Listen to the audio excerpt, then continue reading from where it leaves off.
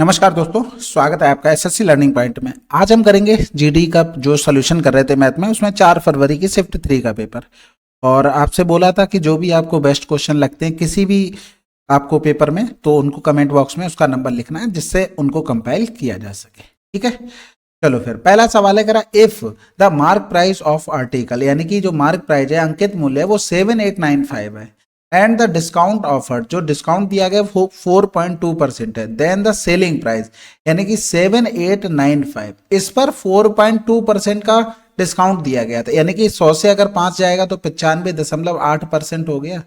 देखो डायरेक्ट घटाया करो, 100 से हमें 4.2 घटाना, तो जो भी यहाँ पर लिखा उससे एक एक्स्ट्रा घटा दिया, 100 से 5 गया तो 95, और पॉइंट के बाद अगर एक नंबर है तो 10 से घटा दो, 2 नंबर होते तो 100 से घटा देते।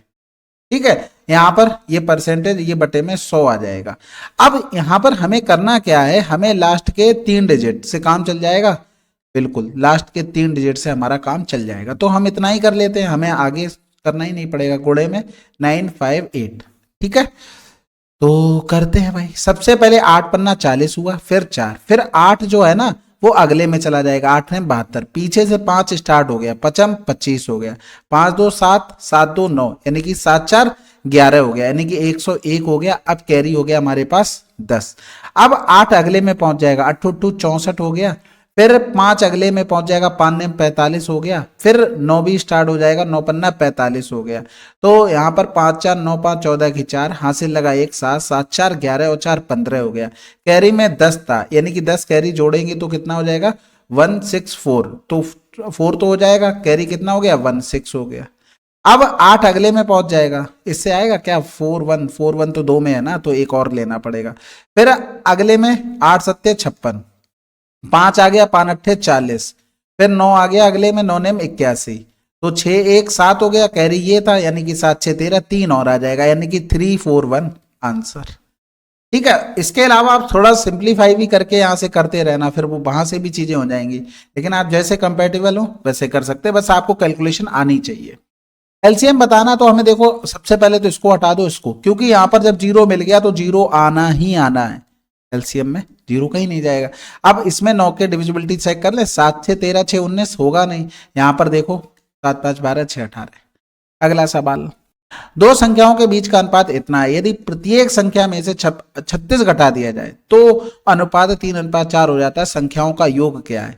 तो 9 4 13 के 3 हासिल लगा, 1 हो गया, 2 2 4, यानी कि 43 का मल्टीपल हमें चाहिए। तो ऑप्शन में अगर देखोगे तो यहां पर 30 पहुंचेंगे नहीं, क्योंकि 43 में 5 3 15, 5 को 20 हो रहा है, खत्म हो गया।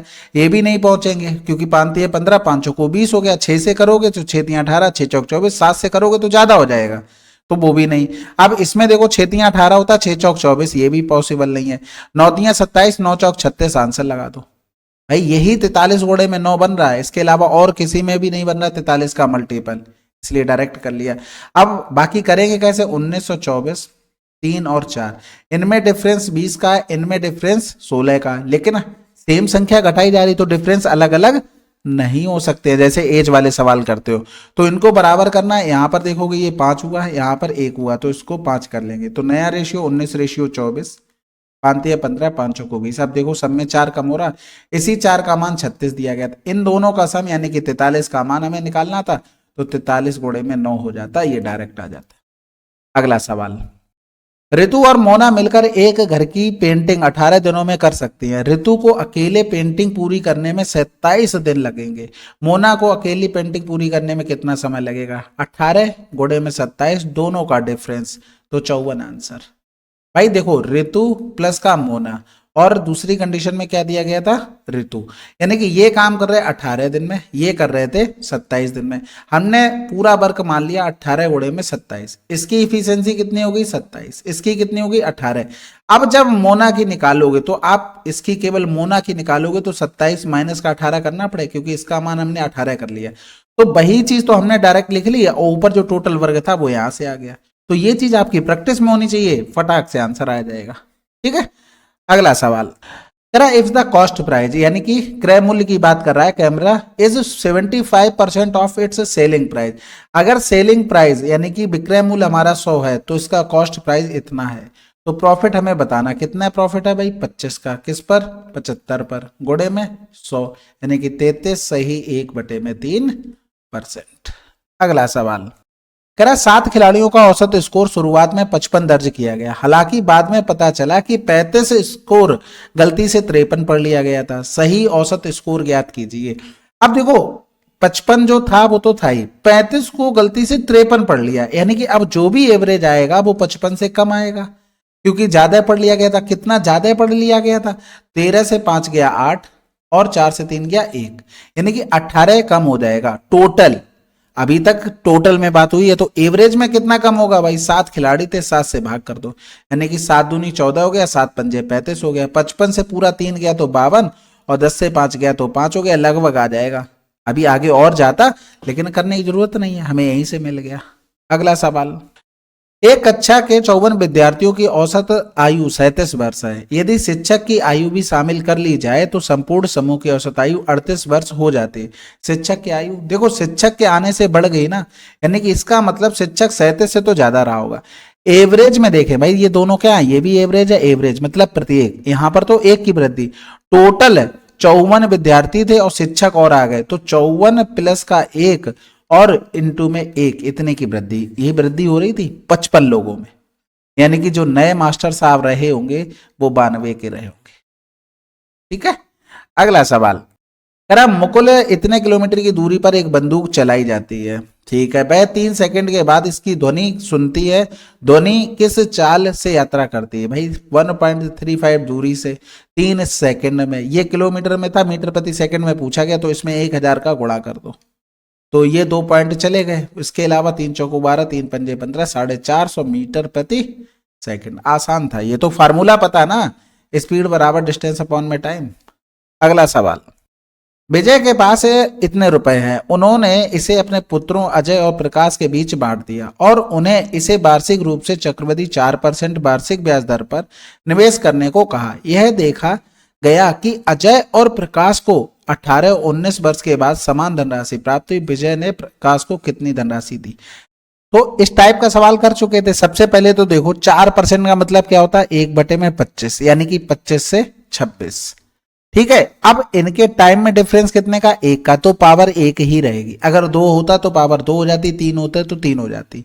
इसका रीजन पिछले वीडियो में आपको बताया था। अब यहां पर 2 लोग थे, अजय को राशि कुछ मिली और विजय को राशि कुछ मिली, सॉरी प्रकाश को, और इसको 18 वर्ष के बाद, इसको 19 वर्ष के बाद राशि बराबर मिली है। इसका मतलब ये हुआ है कि जिनका टाइम कम उसको राशि ज्यादा मिली होगी, तभी तो वो बराबर पहुंचेगा। और प्रकाश है उसको टाइम ज्यादा मिल गया, भाई ब्याज के लिए टाइम ज्यादा मिल गया, यानी कि उसने राशि कम इन्वेस्ट की होगी बस। यानी कि टोटल जो राशि थी हमारे पास 51 था, 51 का मान 1224। हमसे पूछा गया प्रकाश, तो प्रकाश को कम वाली राशि यानी कि 25 का मान हमें निकालना था, तो 1224 बटे में 51 गुणे में हो गया हमारे पास 25। ठीक है, तो 17 दिया 51 हो गया, 17 सत्ते 119 हो गया, 17 दूनी 34 हो गया, इधर करेंगे तो 24 तिया 72, 25 चौकू 100 हो गया, 25 दूनी 50 यानी कि 600 आंसर। अगला सवाल, किसी मूलधन पर यानी कि प्रिंसिपल पर 6% की वार्षिक दर से 2 वर्ष की अवधि का सिंपल इंटरेस्ट इतना है, तो मूलधन बताइए। बहुत आसान है, 12 का मान दिया गया था और 3 1 800 का मान निकालना था। होता क्या है, यहाँ पर हम प्रिंसिपल अगर 100 मान लें, रेट हमने 6% मान ली, टाइम हमने अगर 2 मान लिया, तो इसमें जब पीआरटी अपॉन 100 वाला फार्मूला लगाएंगे तो ऐसा ही कितना आ जाएगा 12। तो इसके मान हमने मान लिया 318, मान क्या लिया, दिया गया था, हमने प्रिंसिपल 100 माना, 100 बराबर निकाल लेंगे। ठीक है, अब यहाँ पर 12 दूनी 24 हो गया, बचा कितना हमारे पास 7, 12 छंग 72, 12 पंजे 60 यानी कि 26 50। अगला सवाल, 1200 प्रति सैकड़ा की दर से 400 सेब खरीदे और 800 रुपए के लाभ पर बेच दिए, प्रति दर्जन सेबों का विक्रय मूल्य ज्ञात कीजिए। तो ये तो आसान है भाई, 100 उसने 1200 के हिसाब से, तो 400 अगर खरीदे होंगे तो 400 4 गुना यानी कि 4800 के हो गए, 800 प्रॉफिट पे बेच दिया यानी कि 8 8 16 5600 रुपए में उसने बेच दिया। और ये कितने पे खरीदा बेची हुई, 400 की बात करें तो हमने टोटल 400 किया था। अब 12 का गुणा कर दो, दर्जन बना लेंगे, यानी कि 4 तिया 12 हो गया, 3 छक 18, 3 पंजे 15, 1 16। बिल्कुल सिंपल था। अगला सवाल, 4% ऑफ। अच्छा ये समझ गए ना, ये सेलिंग प्राइस था, तो हमने 4800 में 800 जोड़ा तो ये सेलिंग प्राइस बन गया था 400 का, तो हमने 400 का भाग किया तो 1 का सेलिंग प्राइस आ गया, फिर 12 का गुणा कर दिया तो वो 12 का सेलिंग प्राइस यानी कि दर्जन का बन गया।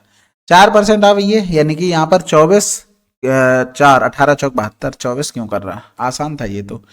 किसी जॉब से अर्जित धनराशि किए गए कार्य के घंटों की संख्या के अनुक्रमानुपाती है, व्युत्क्रमानुपाती नहीं अनुक्रमानुपाती बोला है, ठीक है, डायरेक्टली प्रोपोर्शनल, इनवर्स नहीं बोला है। यदि 6 घंटे में इतने अर्जित होते तो 29 घंटे में कितने होंगे। देखो सिंपल है, टाइम में रेशियो 6 और 29 का है, तो प्राइस में भी रेशियो सेम ही होगा 6 29, क्योंकि अनुक्रमानुपाती बोल दिया था। 6 बराबर में 3 2 4, 29 बराबर निकालना था, यानी कि 6 पंजे 30, 6 में 54, यानी कि 29 गुणे में 59 हो गया। लेकिन ऐसे तो आएगा नहीं। अच्छा 6 चौक 24 होगा ना, तो यहाँ 54 होगा। 9 चौक 36 हो गया, सभी ऑप्शन में आ रहा था, तो ये तो बात कंफर्म हो गई, ये तो होगा नहीं, क्योंकि 9 चौक 36, यूनिट डिजिट 6 चाहिए। 9 का मल्टीपल देख लेते हैं, 6 6 12, 12 और 1 13 हो गया, हटा दो।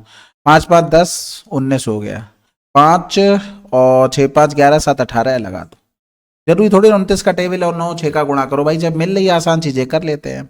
एक धारा की चाल इतनी है, 9 धारा के अनुकूल इतने किलोमीटर और धारा के प्रतिकूल इतने किलोमीटर की दूरी 7 घंटे में तय कर सकती है। स्थिर जल में नाव की चाल क्या है। देखो 56 किलोमीटर, x प्लस का 9, फिर प्लस में 28 किलोमीटर, प्रतिकूल की बात करा तो x माइनस का माए, यानी कि टोटल 7। अब ऑप्शन चेक कर लेते हैं भाई। सबसे पहले 20 रखोगे, 20 9 29, ये बड़ा ऑकवर्ड सा है, इसको हटाते हैं। सबसे आसान क्या लग रहा है यहाँ पर, 16 और 9 25, 25 से भी इसको काटोगे तो बात तो पॉइंट में वैसे भी 25 9 24 तब भी बन रहा है, और 25 से अगर 9 घटाए तो यहां से बन नहीं चीजें। देखो 9 9 18 रखोगे तो ये चीज उतना बन नहीं पाएगी, ठीक है।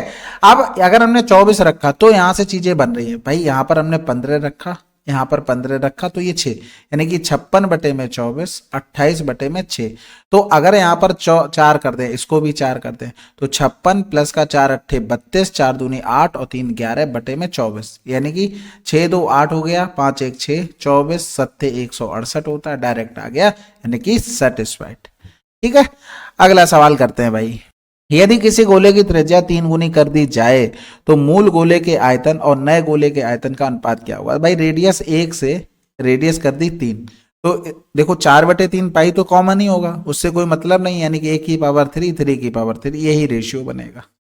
अगला सवाल, महेश के पास इतने रुपए हैं, उसने इसे अपने पुत्रों को, देखो वही सवाल आ गया क्या ये बार बार।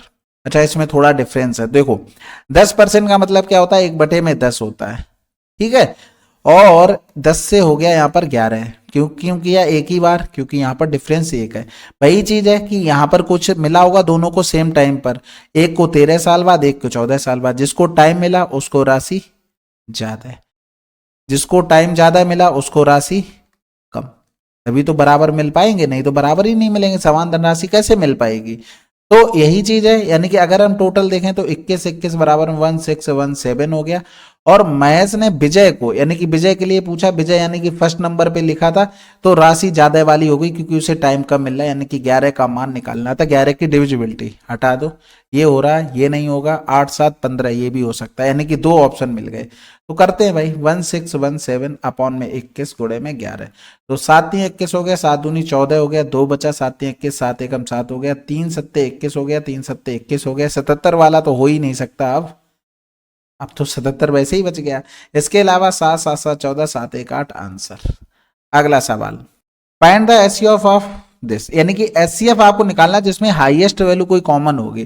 तो देखो 2 तो हो नहीं सकता क्योंकि 2 इसमें आ नहीं रहा है। 6 अगर देखेंगे तो 2 भी चाहिए, इवन नंबर, इसमें देखो ऑड नंबर है, ऑड नंबर है, ऑड नंबर है, 2 का कोई मतलब सेंस बन रहा नहीं बन रहा, तो 1 भी नहीं होंगे, कुछ भी नहीं करना था इसमें। तो 2 संख्याओं का एलसीएम एचसीएफ दिया गया, तो एक संख्या इतनी, दूसरी संख्या, देखो एलसीएम इंटू में एचसीएफ इक्वल टू में फर्स्ट नंबर इंटू में सेकंड नंबर, ये आपने पढ़ा होगा।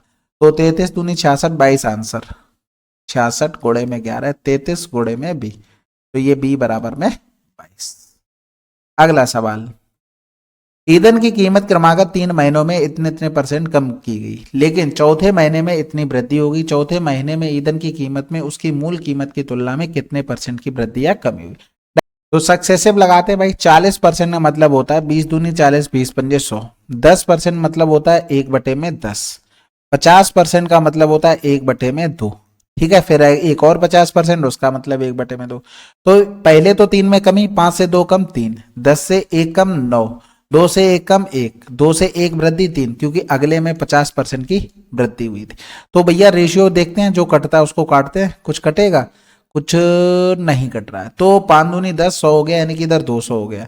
3 का 9, 9 में 81 हो गया। तो इसका मतलब वृद्धि वाले तो हटा दो, कमी हो रही है।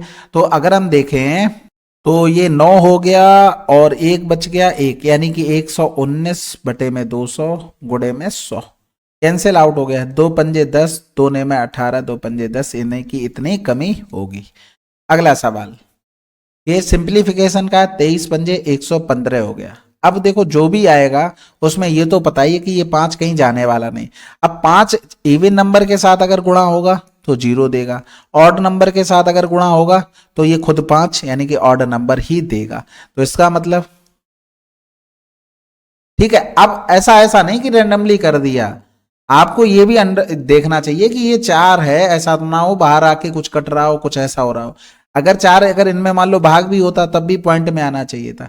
और वैसे भी अगर देखोगे तो ये डिवाइड में है ना, इसको अगर माइनस करोगे, 18 से 4 गया तो 4, ये कैंसिल आउट हो गया।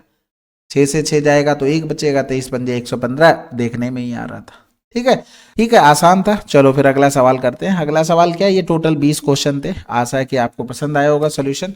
बाकी प्रैक्टिस अच्छे से करते रहना। जो भी बेस्ट क्वेश्चन आपको लगे कमेंट बॉक्स में जरूर लिखिएगा। मिलते हैं अगले वीडियो में, तब तक के लिए जय हिंद, जय भारत।